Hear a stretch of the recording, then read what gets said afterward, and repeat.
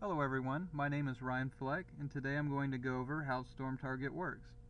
When you open StormTarget, you'll come to the main screen, and on that main screen you'll find many different things you can do. Under Latest News, you'll find news about the product. In the last new message box, you'll see the last new message that was received for each type of product. And then on the right, you'll see different buttons that allow you to check various products from the National Weather Service. To the bottom right, you'll see a clock that displays your local time as well as Z UTC time, which can be in 12-hour or 24-hour format. The bottom left, you'll see the status of the application, and on the bottom right, you'll see how much data your computer has used since you opened StormTarget. The next section is the Warnings tab, and if I click the Warnings tab, it will show me a listing of all the advisories, statements, and warnings that have occurred since I've opened the program. On the product column, you can see the various listing of the warnings and statements. There's a state column, a county column, and a valid until column, so you know how long the warning is still valid until. There's a warning map button, which will show you a brief overview of all the warnings across the country. And then finally, if I select a warning and click Read Product, it will go and retrieve the warning. I have the option to play it or not play it. If I say yes to play the warning, a severe thunderstorm warning remains in effect until 5:15 p.m. at 4 northwestern Caswell, northern Rockingham. You can see that it opens up the warning and begins to read the product to you. The next tab is the Watches tab. If I click the Watches tab, it will show a listing of all the watches that have been issued. In this case, there are no watches. If we wanted to see a map of all the watches, we could click the Watch Map. In this case, there are no watches in effect. And just like the Warnings tab, we have the option to read the product. The next section is the Mesoscale Discussion tab. And if I click the Meso tab, it will show me a listing of all the mesoscale discussions since opening the product. Also, in this case, there are no mesoscale discussions currently. If there were, we could click the Meso Map and it would show all of the mesoscale discussions. And then just like the other two tabs, if we read the product, it will read the product to us. On the Outlooks tab, we can see a listing of the day 1, 2, and 3 current convective outlooks from the Storm Prediction Center. If we click day 2, we can see day 2, day 3, back to day 1. We also have the option for the tornado, hail, and wind probabilities. If we click text, we can see the text version of the product and we can read through that product. The next section is the Radar tab, and on the Radar tab we can see a listing of all the radar sites around the country. We have the option to view a static or looping map, and then we have the various radar products that we can view. If we click on a point, it will bring up a radar view of that point. We also have the National Radar Map, which shows an in-motion map of the country, so you can get an overview of what might be happening around the country. The Radar tab is not meant to replace traditional storm chasing radars. It's simply as a backup or a quick tool that you can use to quickly view radar data.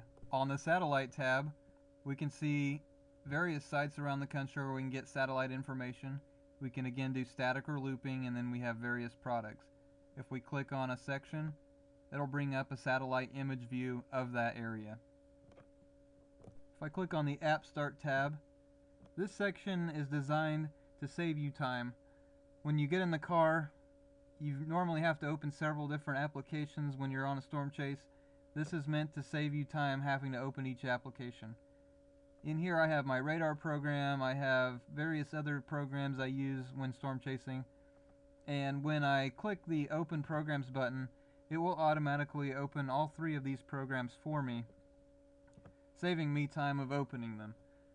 If I want to add a new program, I can click the Browse button. It'll let me find the application I'm looking for, and then I can add that one in here as well. I can remove an application from the listing by clicking the X. I can also uncheck each box and then maybe only open one program if I'd like. The final tab is the Links tab, and if I click the Links tab, it will show me various user-defined links that I can access. I normally have several websites that I need to go to on a chase, and I can put them all here. In this case, I have the Storm Prediction Center. If we click on that, it will open the Storm Prediction Center page in my default browser, whatever that may be. I can also define new links, and if I click on a link, I can add whatever link I'd like. So I'll just do NOAA.gov, and I'll click set and close. Now I have NOAA.gov as a site. I can click on it. It will go to NOAA.gov. I can also clear a site if I'd like by clicking the clear button and then clicking on the button, which will set it back to default. Now I'll go over the buttons across the top of the application. First we have the file button. If I click on that, we have options for polling. We can reset our data usage, which resets the data usage counter at the bottom right of the screen, or we can exit. If I go into the polling section, I can start and stop polling. I can also set a polling interval. And polling is just how often the program goes out and checks for updates.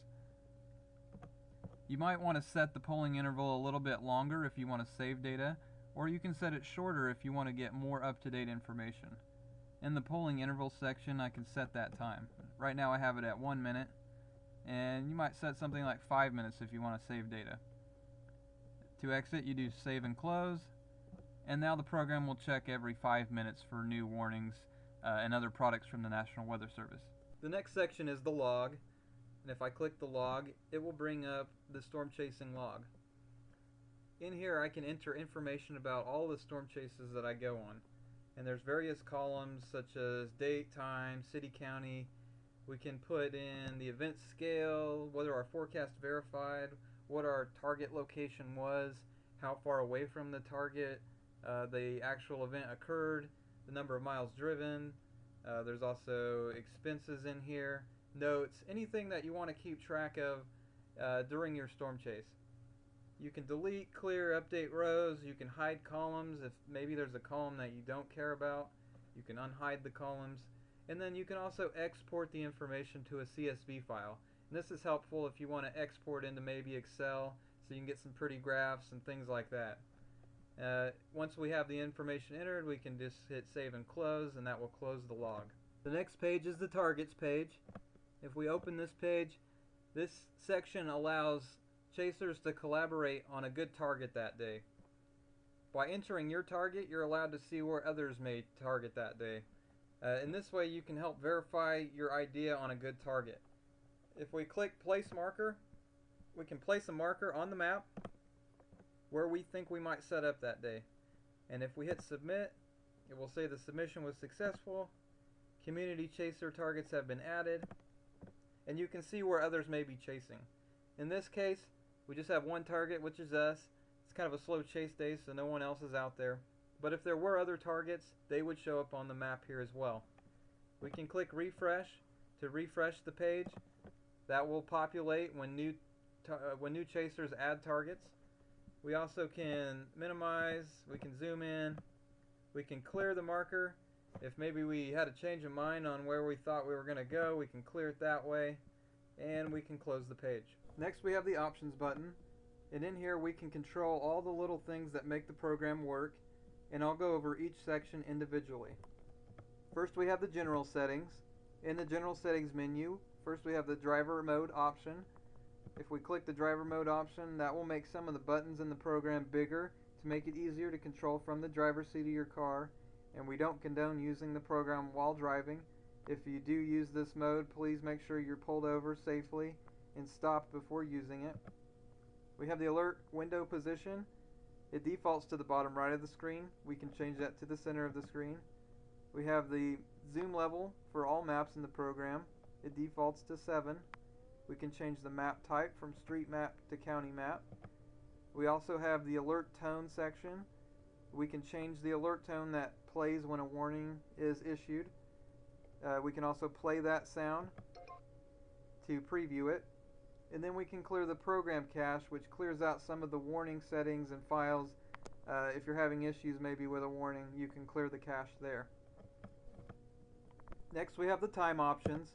If I click on time options, it brings up the options for time. We can use a 12-hour clock or a 24-hour clock. It defaults to 24-hour. We can show the Z time and the local time in the clock section on the bottom right of the program. And then we can set the notification timeout for all the alerts in the program. It defaults to 10 seconds. If you want a little bit longer, you can increase that time or decrease it as you like. Next we have the voice options. On the voice options screen, we can uncheck this box if we'd like the program to not read messages to us. By default, the program will read messages to us. We can check this box if we'd like the program to automatically open messages. By default, it will just alert you that there is a message. We can allow voice commands. You can say things like open or close to close and open prompts. You can check that to allow that behavior. You can change the speech rate and the speech volume for when it does read reports to you. At the bottom we have our available voices, and these are the voices that StormTarget found on your system when the program opened.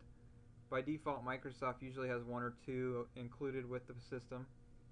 You can click Test Audio. This is a test of the text-to-speech settings. And it will read back a predefined message so you can test your audio settings. On the Edit Speech Lexicon page, we can change the way that the text-to-speech settings work. A lot of times text-to-speech won't work well with acronyms. We can change acronyms to words. So SPC, we all know, is Storm Prediction Center. And so when a report has the word SPC in it, it will change it automatically to Storm Prediction Center. And this way we can correct the acronyms. There's also times where text-to-speech may mispronounce a word. We can change the way words are pronounced using this same method. The next set of options are for the various products that we can check in the program. First we'll click on Conditions. This brings up the Conditions options, and these are for weather conditions that we want to check. We can choose to check or not check conditions. We can show those conditions on a map. These are the different types of conditions we want to check for. Things like humidity, wind direction, wind speed. To pick a station, we'll click on the state, then we'll click on a station, and I click Wichita, and that shows up under currently selected weather stations. So now we'll get weather conditions for Wichita. We can also search for a location. So I'm searching for Topeka, and it has it highlighted now. We can also show that position on a map. That way we know we selected the right station. And then we can also verify stations to make sure that they are reporting data. And then finally we can reset those stations by clicking the reset button.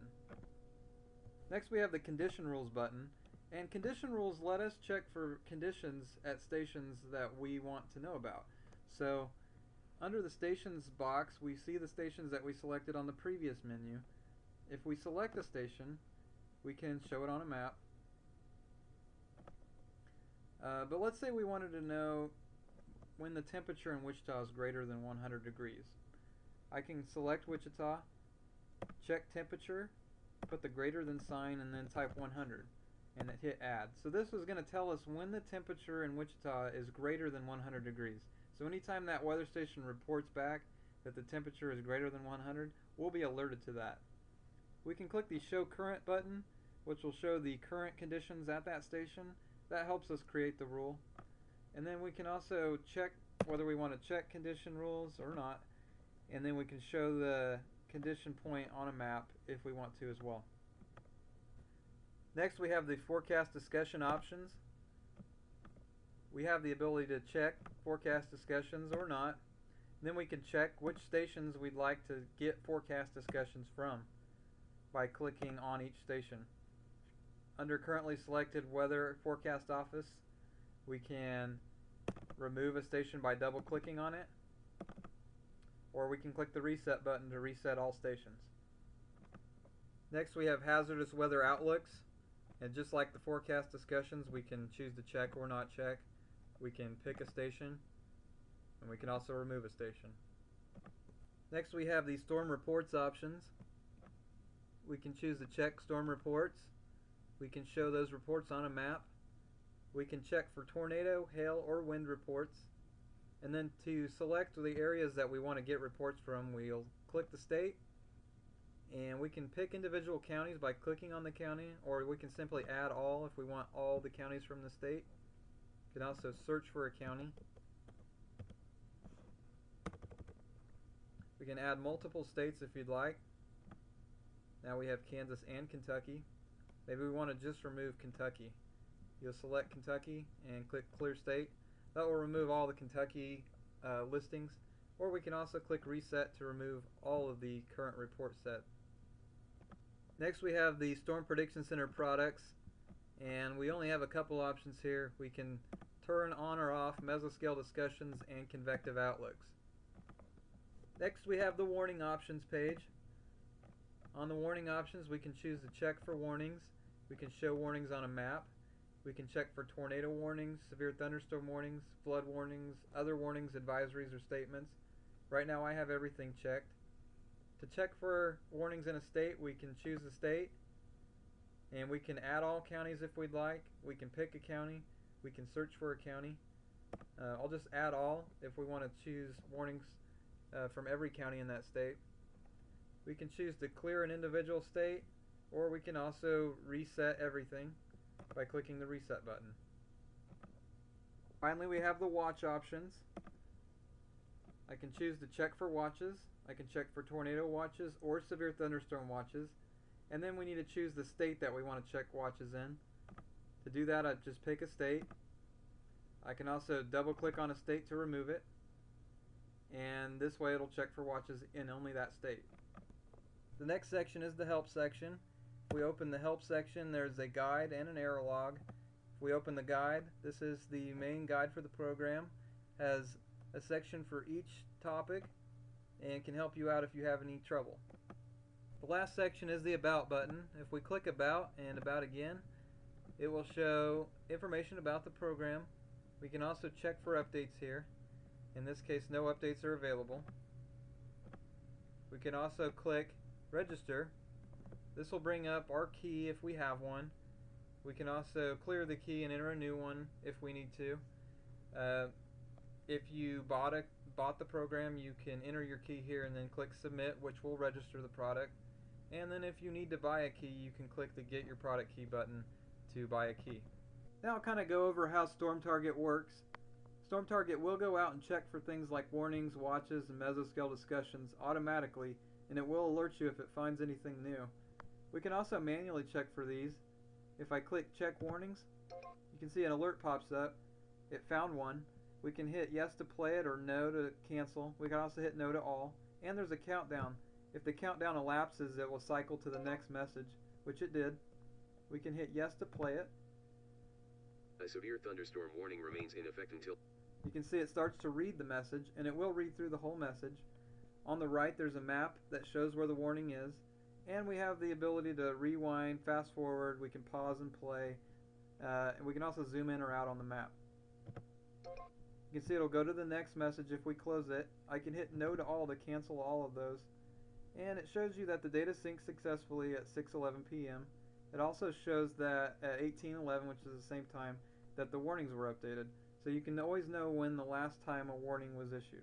Now I'll check storm reports. If I click storm reports, it brings up a storm report menu. We can check for tornado, hail, or wind. In this case, there are only wind reports today. We can read the report, and it will read through each report.